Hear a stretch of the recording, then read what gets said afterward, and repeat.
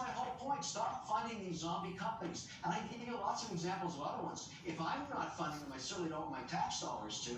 I want those entrepreneurs to go find useful purposes for those new locations. Bed Bath & Beyond, those 200 stores, they're all going to be repurposed in inventory management systems for all of the Amazons and everybody else that wants to sell product direct into those suburbs. The economy is really strong, and it will repurpose these assets just like it happened. Enough PPP.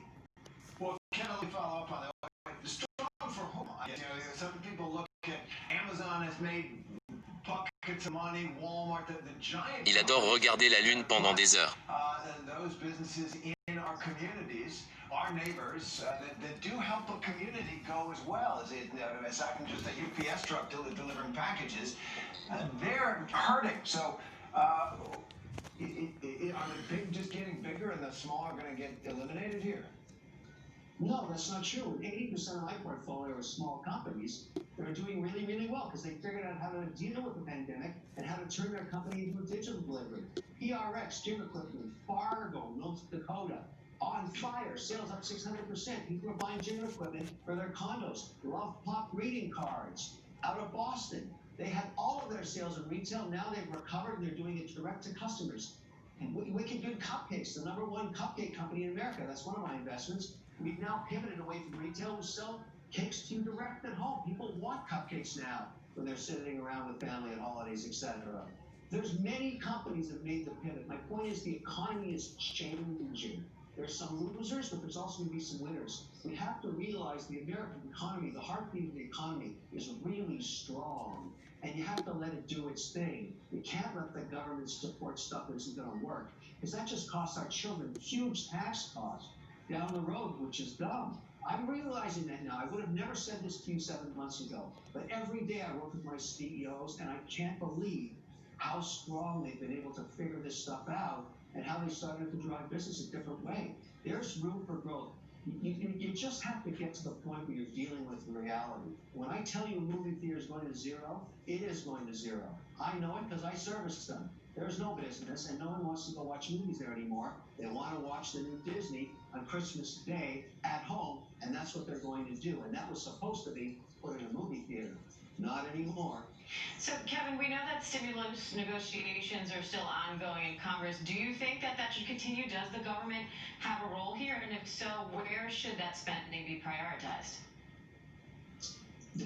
We should be doing something for employees. I mean, in other words, you Adore. have to pick businesses which to support and which not to. You don't have to save the airlines. I'll give you an example. Within our businesses next year, we are planning to reduce air travel by a minimum of 20% because we've learned how to sell. Il adore regarder la lune pendant des heures. Zoom and the other platforms.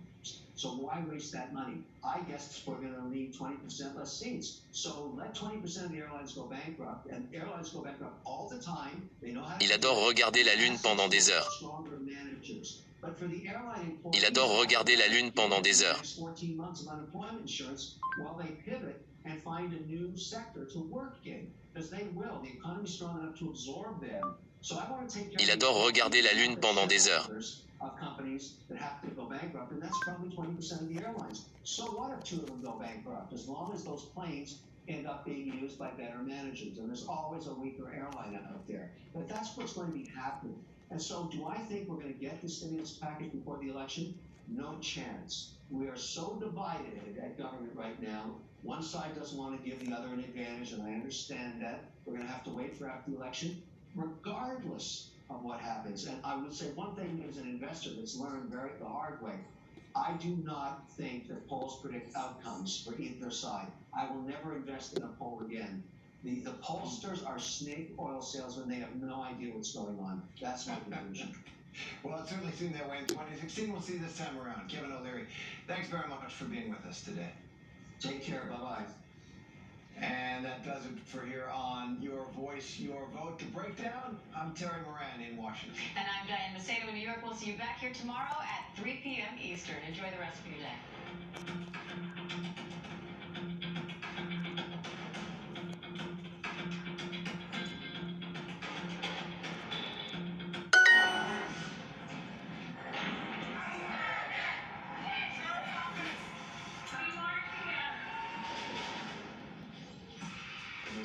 Stories of our time. Ils sont tombés en panne d'essence. Your dad told you, smarten up. Your dog is judging you right now. And your best friend just called you crazy. We all need someone who'll pull no punches and give it to us straight. Now imagine getting your news like that. No bull, no spin, just give it to me straight. Straightforward news, straight to the heart of the story. ABC News, straightforward.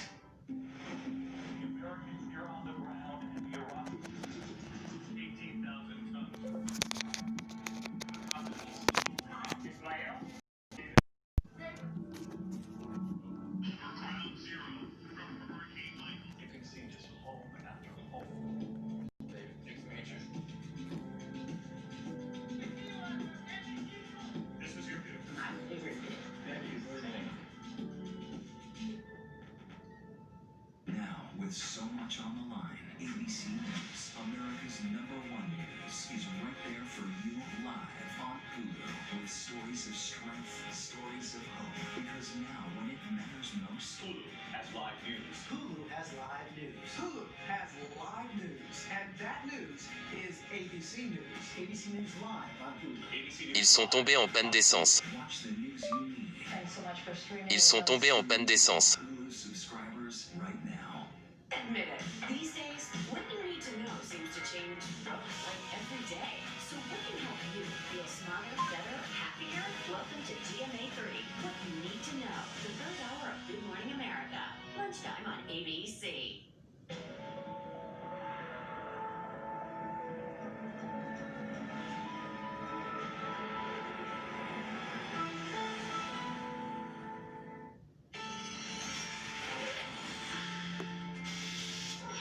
Scientists warning that the U.S. is bracing for a dangerous winter. The next 6 to 12 weeks are going to be the darkest of the entire pandemic. With hospitalizations climbing in 41 states and deaths rising in 14, experts say the country could be barreling toward a so-called twindemic. The timeline for a vaccine still unclear. Drug giant Pfizer revealing Sunday it's already churning out hundreds of thousands of doses of its experimental vaccine. The company saying it won't know if the shot even works until the end of this month. And then scientists must monitor volunteers for another 2 weeks for safety precautions. This pandemic is not going to go away until we have a vaccine. It comes as states reported record-shattering increases in new cases.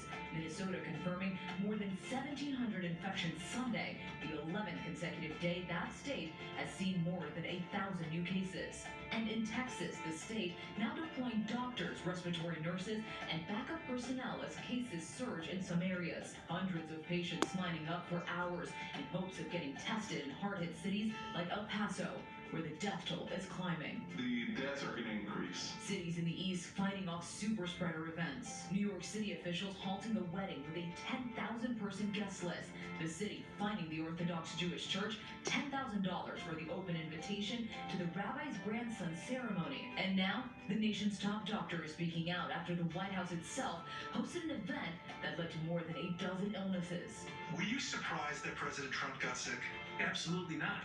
When I saw that on TV, I said, oh my goodness.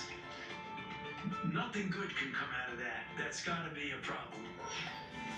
Joe Biden is picking up some high-profile help this week as former President Barack Obama hits the campaign trail. Meanwhile, President Trump rallied his supporters in Nevada last night, a state he's hoping to turn blue this time. With the presidential campaign entering the home stretch, both candidates spent Sunday in states they hope to flip. Last night, President Trump in Nevada, a state he lost in 2016. Ils sont tombés en panne d'essence. Biden for promising to follow the Ils sont tombés en panne d'essence. Listen to the scientists. If I listen totally to the scientists, Ils sont tombés en panne d'essence. a country that would be in a massive depression. Instead of Ils sont tombés en panne d'essence.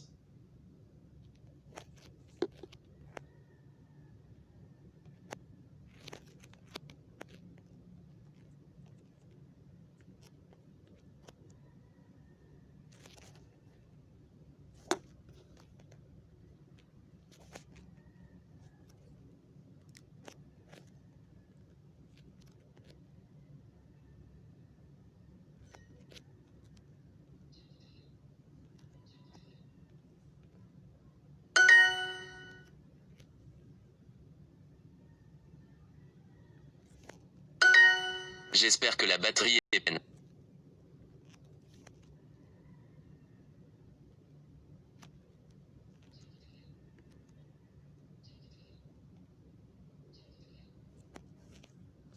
Batterie.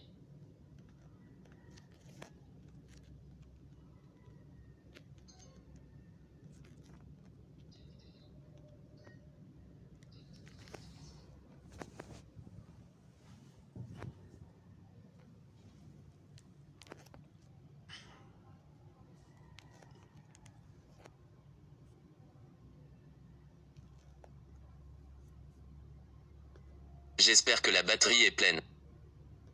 J'espère que la batterie est pleine.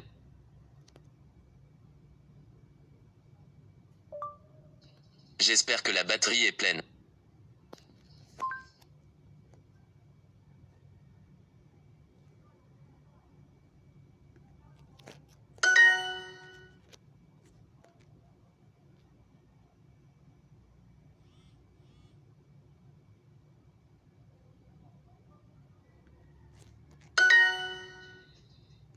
Il écoute seulement du hip-hop quand il conduit.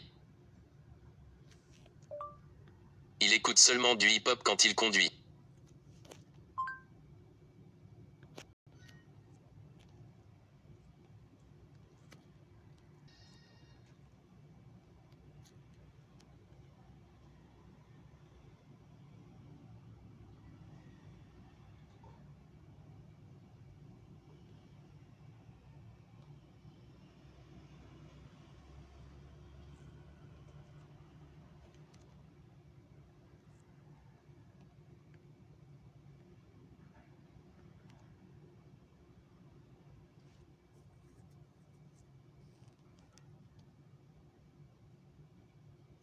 Il écoute seulement du hip-hop quand il conduit.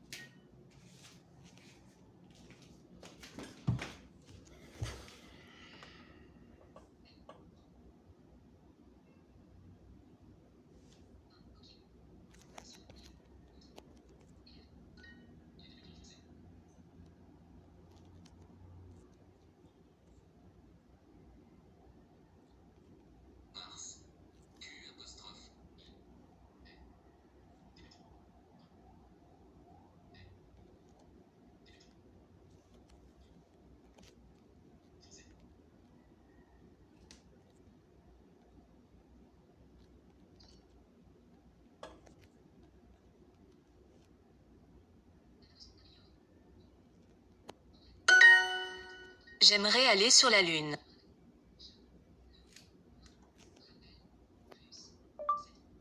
J'aimerais aller sur la Lune.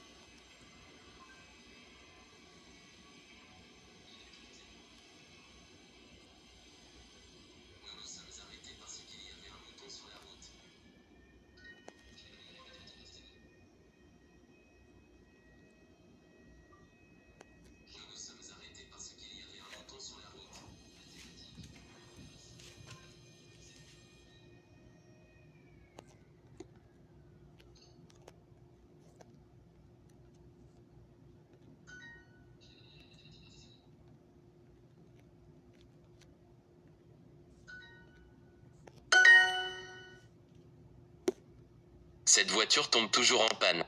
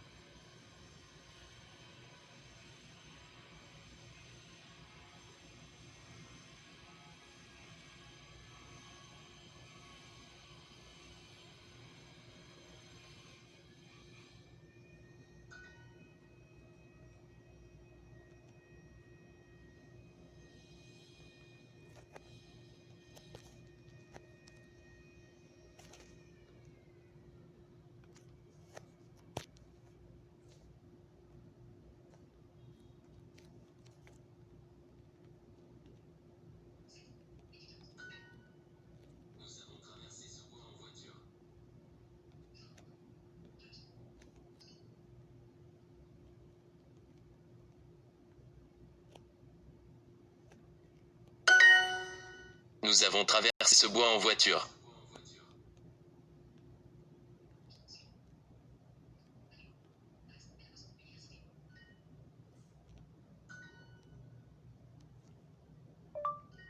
Nous avons traversé ce bois en voiture. Nous avons traversé ce bois en voiture.